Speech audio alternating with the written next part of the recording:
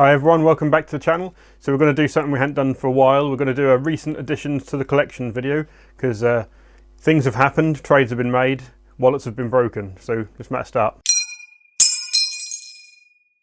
Alright, so we'll begin with the smaller items and we'll work our way up because some of this stuff got quite big and heavy. So the first item we got is a nice World War II dated khaki or OD3, that might just be faded, map case. Original, it's got everything on it, no damage whatsoever. It's got the original strap on there, and you see that's in lovely condition there, not even faded that badly. Everything's in nice condition. What's really good about this is if you open it up, I can do that without it taking years, and have a look at the inside, all in excellent condition. But what's really nice is that it has the original map grid in there, so these are fairly hard to find, I think, in decent condition, but as you can see, that one is pretty much immaculate. My favourite word as always, let's not get back to that. Okay, so next up, we've got some web gear. So we've got this lovely old cartridge belt in brilliant condition. This is the earlier type where it's like crimped at the bottom and it doesn't have dividers inside it. And attached to that, we've got, if I get the right side, one of the earlier World War I pattern first aid pouches, or bandage pouches, whatever you'd like to call them. And this is actually 1918 dated, so this is an original World War I one. And inside here, if I can get the poppers off, or snaps as you like to call them, we've got a nice early Carlisle tin. And then on the other side of the cartridge belt, we've got a lovely condition canteen cover with a 41, I believe, dated canteen inside it. And the cup is matching as well. Won't bother to get them out, you've seen plenty of canteens and cups, but it's a really nice cover. So now for the last of the small items, and this one's a bit silly, but when I saw it in a bag when I was at a chap's buying some bits and pieces, I couldn't not have it.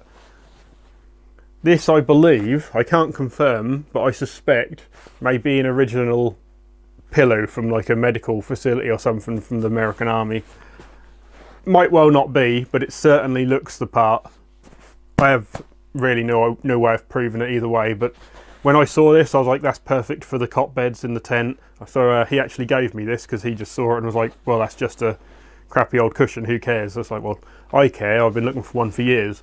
So stupid little addition, but this will actually look really good in the tent. Now for a couple of big things, and for these I'm going to have to swap the lens out because this one's just not going to fit it all in the screen. Alright then, so let's look at these big things. Now this is something you don't see all that often. I just hoist it up here.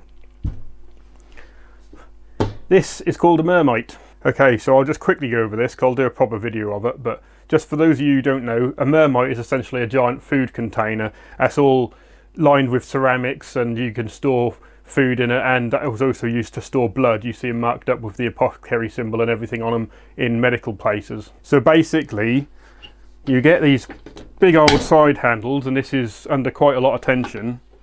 You get them, and then you can just take the lid off. And inside a Mermite are three big containers like this.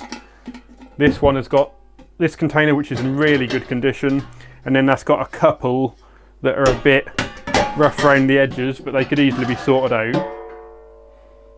So that's got the three containers which are hard to get on their own, the Mermite itself, and if I quickly just pivot this forwards, you can see the ceramic lining in there, and that's in like perfect condition. So this is just, it's got a lot of powdery nastiness in it from probably years ago.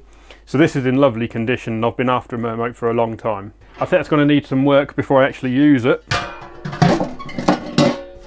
but for the amount of money I paid for it, you can't argue, because these things can be very expensive these days anyway.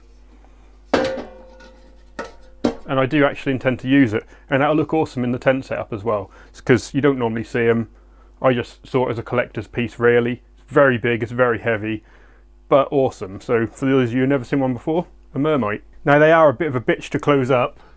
That actually still has the original gasket seal that would go around the edge here, but that's so tight that you just can't really get it to go on. So I'll probably replace that at some point. But yeah, you just simply pull it over on the side like that, but then getting the second one on can be a bit of a bitch. There you go. Sorry about wobbling the camera. So now that's all nice and safe. and you can hike it off your desk before it breaks it.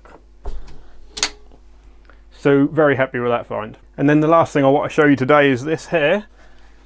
Another big lump. Oh, if I put it down.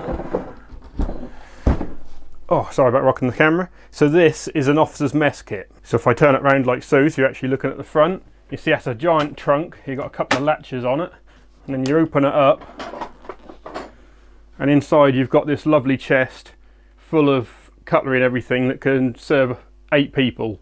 All nice fancy stuff in here. So again, just to give you a quick view, at the top here, you've got yourself a leather strap. This box comes down like so. And then inside there, you've got a ton of cutlery, all your spoons and knives and forks and everything. And then in the bottom section here, you've got separate compartments. You've got loads of plates. These are all enamelware, so they're like steel with an enamel coating. You've got cups.